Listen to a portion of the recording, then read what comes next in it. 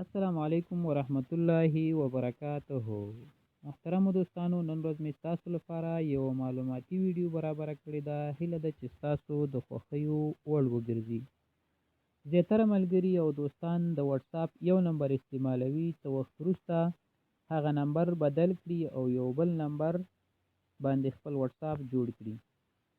بیا څه وخت وروسته بیرته یې دې ته اړتیا پیدا شي چې خپل هغه مخکنی واتساپ هم باید فعال کړي، خو د دې لپاره یې یو بل موبایل ته اړتیا وي.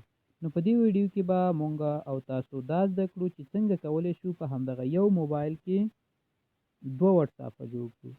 نو د دې کار لپاره به مونږ د موبایل سیټینګ ته لاړ شو.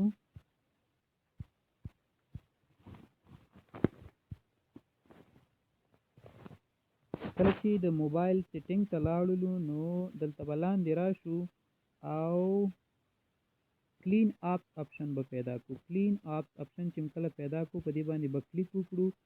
دې باندې چې کله مونږ کلیک وکړو دلته به دغه یو څو اپشنې مونږ ته ښکاره شي چې یو د ټیلیګرام دی، یو څو اپس دي، یو د ټیلیګرام دی، یو د واتساپ دی، بل انسټاګرام دی، بل فیسبوک دی.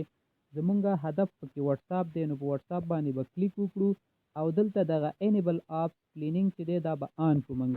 خو مخکې له دې نه چې زه دا آن کړم، زه تاسو ته دا ښایم چې زما په موبایل کې له مخکې نه یو واتساپ شتون لري. تاسو دلته کتلی شئ دغه یو واتساپ زما په موبایل کې شتون لري او بل واتساپ نشته دی. کله چې زه دغه د سیټینګ